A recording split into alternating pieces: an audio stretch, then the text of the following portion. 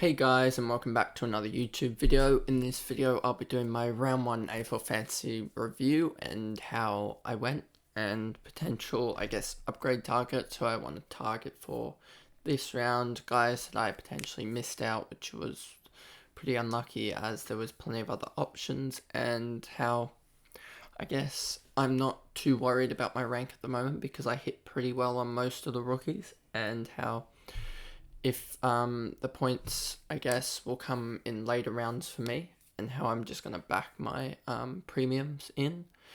Well, most of the premiums, all of them that are playing at least, and how that will transpire, in the future. So before we get into it, remember to like and subscribe, as there'll be plenty more content coming out in the future, and let's get on to the video. So as you can see here, I ended up with a score of 1983, and it was looking pretty much like I was almost going to get a 2000-ish, 2100 score going into Sunday, as I was at like 1580 or whatever going into Sunday. But then I just had, who played Sunday? I had this Lockie Whitfield concussion, which I'm going to look to trade out. Rowan Marshall didn't play well, which was pretty bad. And then I also had Andrew McGrath not play well at all. So I ended up having Marshall, McKenzie, Green, Whitfield, and McGrath playing, but only really Tom Green played well out of the 5 of them. McKenzie got the points that I probably needed out of him, but yeah, no, that was just not what I was looking for. So I missed out on that. If I had gone Darcy here and captained Wits, I think it would have been something like another 94 points, and you would have seen me sitting at 2076 or something. Basically, if Wits hadn't played, if Phillips had actually played, like time on ground, and not been the sub, I think I would have actually ended up somewhere around 2100, 2150. So my initial thoughts were actually better in going for Setterfield, Darcy, and then so nothing I can do about it now. I just got to back in Marshall to be better next week, and hopefully it is, as he is 44% owned and Darcy was only 11% owned. Anko was 1% owned. Tim English was the big miss, and Gorm was 10% owned, so a couple of misses, but not terrible. But I'm happy that I at least got my rookies pretty much right, except for Chandler. If I had done Chandler for Green, I would have been pretty spot on with the rookies. If we look here, Rucks, no ruck rookie played. Even in the 300k range, no one did well. Up forward, you had Combine. Pedler scored 70, so that was probably the only real miss out of these guys. But I guess with me, I couldn't really get Pedler in, else I would have had to sacrifice someone in the midfield. But I guess Noah Long was probably the one to sacrifice in the midfield, but he was 200k. So you had McVee could have been, but and then you have Phillips here as well. So I got pretty good out of them. Happy I didn't go Tunstall out, else that would have been 11k lost, and I went and got in other players instead, which was better.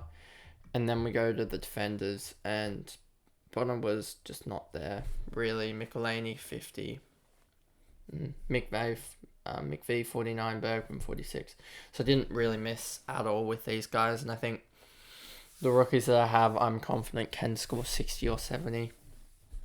And I'm happy I did go and gain some on the field with having Sheasel on field and Phillip not. I guess I missed out on. I ended up only missing 10, and I only missed 24 points from having Cowan and Hollands on field early, so it wasn't that bad of a miss. And I didn't miss anything from having Davey on field. So only missing, I guess I could have had Ueland on field as well. So that was 34 points gone missing, out of players. or even more actually, now thinking about it. 33 plus 10, 43. 43 points missing isn't the best. So, anyway, we, I guess, move on. So, now looking at this, is there anyone here that I'm really, I guess, disappointed about? Tanner Bruin, really good. If Chris Scott didn't move him out of the midfield because of Parfit coming in, I think he would have got like 85, 90, and that would have been really good forward line week. Witt, I'm super happy that I went with him. Marshall, not so much. Then the rookies are going to score rookie scores. I've got to get out of them as soon as possible. And then Whitfield was a big miss, but I did get Tom Green in there, and he should score this. He should do really well next week as well.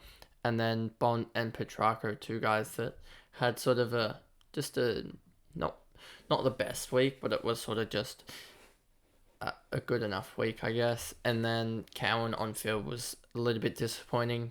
Jinby made up for it, I guess. Constable, I don't know how long he's going to stick around for, but that's a good enough score to get some value into him. He went up 36k, and if he gets another 80 odd, he'll go up another 30, 40k, and that'll be really good. Then you got McGrath, 81. It's basically played his average, but it kind of sucks, but, you know, it's not the worst. Then you got Duggan here, who played a little bit below his average, and I guess it does suck a little bit, but yeah, there was some better options, I guess, but sometimes you miss, I guess. And I think Duggan he does have the role to be able to come back, and I think playing at Optus Stadium will help him. And then you got Doherty just sticking around the same. I think even if he goes down in price, he'll just be my D1 the whole year, so that's good for me. And then we look at potential trade targets for this week. And if I go to, I've actually done some initial trading, which will probably not end up being my trading, as we do have team lists coming out, and that will change some stuff, etc. But my initial trades were, Whitfield's obviously out with a concussion, so I've got to get rid of him. So I got rid of him for Setterfield, as Setterfield has a really good break even. I believe it might even be like 20 or 30 if I I'll quickly look it up whilst talking. And also you got Chandler just coming in, fixing up a mistake with having a key forward in Fergus Green playing. I just don't like how his scoring potential. He did only make 30 points, and I don't think he has much upside in him. So if I go to here, let me see, where's Whitfield? So Whitfield's break even would be 127, which is way too high. And then I go down to Setterfield. I can set this up. So the only real changes that I see from not having these this trade being it would be if I was to have to go down to the likes of I'd have to sacrifice, I guess, the probably Setterfield in case of Ureland or Constable not playing, because one of them's not going to play, I don't think, with Weller coming back, but Weller could have a game in the VFL because he needs, I guess, he's coming back from an ACL, and it's going to be pretty tough to, I guess, come back and play. So if we look at the break-evens, Constable has break-even of 10, so if he gets 87 again, he'll probably go up 40, 45k, 40 so k, which will be huge, as that'll be 400k, and that gets us into the range of some players, of a lot more players, I guess, rather than being sort of almost rookies that we need. And then Jimby's definitely a guy that I'm going to look to hold on to, as he only had 15 touches and he got 12 tackles in the end. I think he's going to be the type of guy that gets 8 to 10 tackles a game almost. So if he can do that, he gets almost his break even each game through that. And he did actually seem to be able to get onto the ball at the later half of the game a little bit better, which was good. So if we look at the break evens here for the players, the lowest break even is Chandler, I believe. He's sitting at minus 27. So even if he didn't score and he played, he'd probably gain 10 to 15k. So he's almost a must, especially if he just gains. If he just gets a 60 or 70, he's going to gain like 50 or 60k. And if he plays another 2 weeks with Cozzy Pickett being out, he plays that role for 2 weeks and gets another 100 or so k, then you can trade him out, and that's 150k to upgrade, especially like Constable or, for me, Orland or someone like that, up to someone big, as by that point they will have I'll have gained some other cash as well, and I can turn that 150, 200k from Chandler into the likes, and the 70k here, 270k plus say Urlan's at 300k or so, 320k plus 270k. That gets me almost up to the likes of a 600k mid or so. But I'll have other options as well, I guess. So that's basically it for now, and I guess I'll just quickly run through the other notable break evens that I have.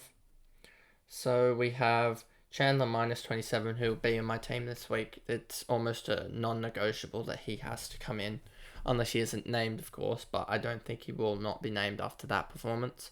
Sheasel minus 17, he's still on field playing that half-back role. Pedler, I couldn't get in, which kind of sucks, but I guess that's what happens when Whitfield goes down.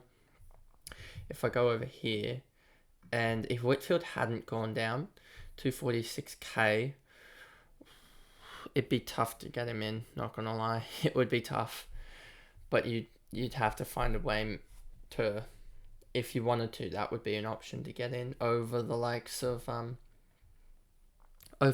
Chandler.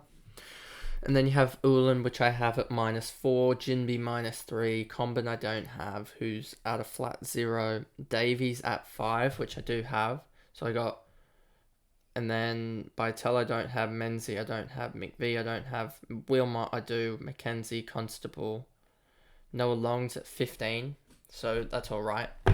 That means that he could possibly still be gaining 10, 15, 20k quite easy. So, and then you have a lot of, what's he sitting at? Samson Ryan's even at 25 if he gets a game. Philippou is at 21, same with Ashcroft.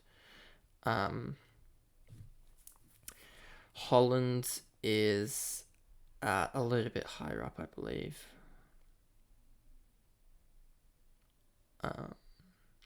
Can't seem to find him here unless he's above 25 still.